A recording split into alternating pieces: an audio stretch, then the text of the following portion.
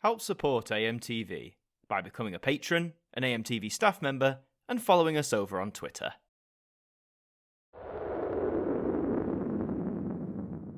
Hi there guys, it's Adam Martin here, and welcome back to another fresh instalment of the Now Review. And today, we've got a cracking album for you. I have been waiting for an album like this for years and years now, and it's finally happened in the year 2021. Introducing Now That's What I Call Eurovision Song Contest. So yes, this is an album that is collaborating with Eurovision. For those who don't know, Eurovision is a singing competition where contestants from all over Europe gather, sing their songs, and we decide, partly the audience but also some judges, what is the best song. It's been running since 1956, so over 60 years now, and it's one of the highlights of my year. It's just so much good fun. And it didn't happen last year in 2020 for obvious reasons due to the pandemic that was encapsulating the world. However, there are plans for it to go ahead in some form this year in 2021. And at the time I'm recording this, on the 1st of May, the contest is a matter of weeks away. And now I've released this collaboration album, which is really cool. And let's just take a look at this front cover. I love the fact, because really with Eurovision you could have gone with any sort of colour palette, but we've gone with reds and pinks, purples. You've got the stars, which you could argue is symbolic of Eurovision too. It just feels very Eurovision-esque. You've got the Eurovision logo looking as great as ever with the heart making the V of vision. It's brilliant. It's absolutely brilliant. I love this colour palette. I love this style. One of my favourite Now covers this year so far, I think. I'd go that far. The one thing I will note, this is a very slim package. Look at that. Look at that spine. That is incredibly slim, and the main reason why is because this is only 3 discs. This is not 4, this is not 5, only 3 discs. But we'll get more into, I guess, why later on. Let's have a look at that all-important track list, shall we?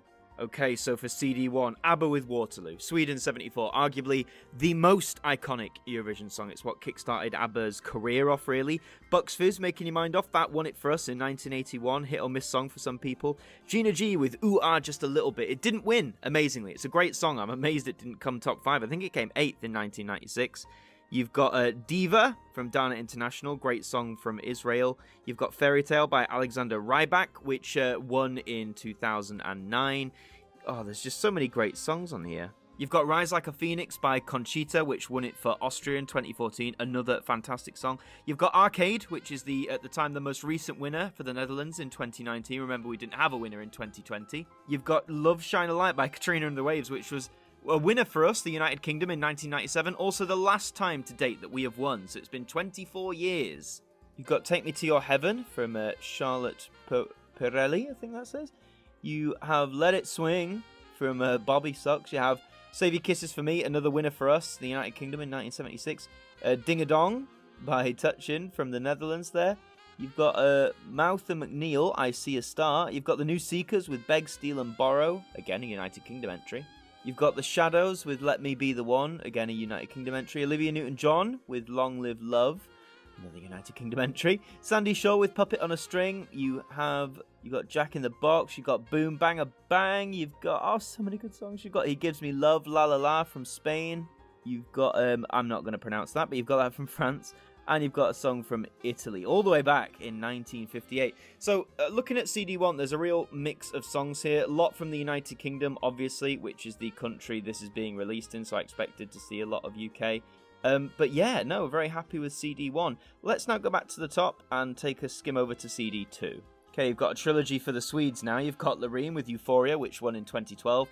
You've got Hans with Heroes, which won in 2015. You've got Erik Saade with Popular, which was a 2011 entry. It didn't win, but I think it came very close. I want to say it was top 3, maybe even came second. But it is a great song. I'm really happy that is there. Just looking at all these songs here. Less of these songs, obviously Toy there, track number 7, that one for Nieta. More of these songs as I'm going down, I don't recognise every single one. I started watching Eurovision in 2011. So a lot of these songs maybe that didn't win, or a lot of the older songs I'm not as familiar with. Too Late for Love, that was a great entry for Sweden in 2019 there.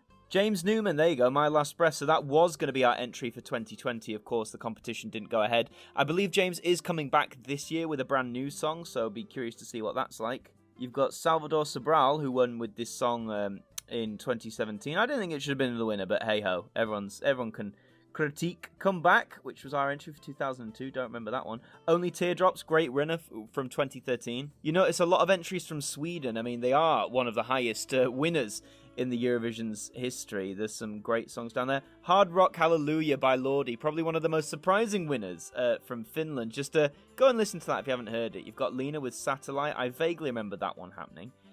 You've got another UK one, Lonely Symphony. That's from 1994. You've got the Ukraine winner from 2016, which was a song called 1944, which I remember was quite a controversial winner at the time, really. I can't remember the ins and outs as to why. Secret Garden from Norway, that was a cracking song as well. Lots of United Kingdom entries there. Michael Ball, of course, for those who don't know, Michael Ball did enter in 1992. And Hold Me Now to close off CD2, which won for Ireland in 1987. The second time Johnny Logan won. The first time he won was in 1980 with What's Another Year. So skimming on over to CD3, you've got Hallelujah, which won for Israel in 1979, I want to say that is. And it's Milk and Honey. Great name for a band. You've got A Little Piece. What's Another Year? There you go. Johnny Logan, the other time he won for Ireland all the way back in 1980. You've got All Kinds of Everything there. You've got one from Luxembourg. Don't see that country pop up often. Yeah, I'm recognizing less as I go on here, but I'm excited to hear them for the first time. Yeah, these ones as we go down here, I'm not as openly familiar with these ones. I'm just looking. No, well, is it Dingus Khan with Genghis Khan? I've heard that one. It's a very interesting one from Germany, to say the least. Going down, you got another UK one with Sonia, Better the Devil You Know. No, I don't think it's that Kylie version. At least I don't think it is. I could be wrong. Flying the Flag. Oh, God. That was a very cringe song that we entered back in 2007. But hey, it's here. Fair play to them. Don't Play That Song Again. Another UK entry. Another one below that as well. Some more songs going down there. Some more UK entries. And we are finishing off with, is that Jade Ewan with It's My Time, yeah, United Kingdom entry from 2009. Sadly, it was not her time as she did not win. And you'll notice across here, the Sony Music logo's there as it always is, but also the EBU, that is the European Broadcasting Union, that is the body responsible for broadcasting Eurovision. So seeing this here implies that they had direct collaboration with the EBU themselves, which is always nice to see them get directly involved. And we'll give us summary thoughts on the track list a bit later. Let's open it up now and see just what is on the inside.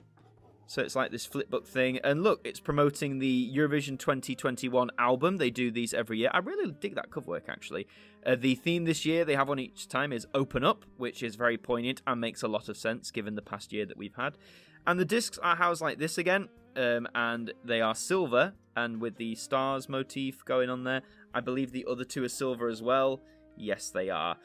Yeah, they do this to save on packaging costs. I think I've mentioned this in the last few Now reviews. I don't mind. It makes sense. It makes you realise how slim these be if they're only 3 discs, whereas before, you know, you get it in a fat box or a standard jewel case sort of thing. But yeah, no, happy they're saving the planet little by little. Okay, so now Eurovision, is it worth your time and money? Well, you're getting bang on 70 songs across 3 discs, which is pretty good. Of course, a lot of Eurovision songs, the rules say songs can't be longer than 3 minutes, so that allows you to fit quite a lot on a standard compact disc, I suppose. And, I mean, yes, it's a very comprehensive sort of history of Eurovision. As I say, they have the albums each year where you can get every song from that year. But, you know, naturally, there are probably going to be some songs that you aren't the biggest fan of compared to others, so it's a bit like a hit and miss sort of thing as you go along. However, saying that, this time, you know, Eurovision is branded with Now. They always do a good comprehensive look. If you want a good selection of Eurovision's 60-year-plus history, this is a solid album to get. I don't think I've seen one that has as comprehensive a selection. I know there's a lot of UK stuff on here. I think there was bound to be. But there is a good mix of songs from other countries as well, some absolute bangers, and it's nice to see not all of them are in English. I like hearing songs in their own native languages, so I'm glad they've included that mix there as well. This could have been great if it was 4 discs as well. I feel one more disc and even more songs, or if they made this 100 hits Eurovision, although that brand seems to be a bit dead at the minute. I think 100 hits would have been great. But for whatever reason, they didn't do that. But still, 70 songs. And this CD is only £9.99, mind you. So £10 for 70 songs. You know, that's a really good deal you get in there. So I'd say if you're a fan of Eurovision and you want a sort of history of, and, you know, aside from the mainline albums that Eurovision put out, then this is an absolute must. And I'm going to say this, and I am a big Eurovision fan, so I'm probably a bit biased, but this is my favourite now release of the year so far. We're only in May. May's just getting started, but hey, it's a cracking way to kick things off. But that's all for this installment of the Now Review. Thank you very much for watching. If you enjoyed it, please remember to leave a like on this video. It really helps out a lot. And also let me know in the comments, are you a Eurovision fan? Are you going to get this album? And are you going to tune in to the contest this year in whichever way it forms? And also, I'm curious. I want to know, let me know in those comments down below, what's your favourite Eurovision song? It doesn't have to be a winner's song or even a runners-up song, just your favourite Eurovision song of all time. I'll be very curious to know. Let me know in those comments. Thank you very much for watching, and until the next one, I will see you guys next time. Thank you to our patrons for helping to support the show, and a special thank you to Macra, Hooks Media, Ben Freeman, Ethan Carberry-Holt, Bruce Danton, The Broken Kitsumanoid, Tobos Krotz, and Polsky Liz, our AMTV staff members.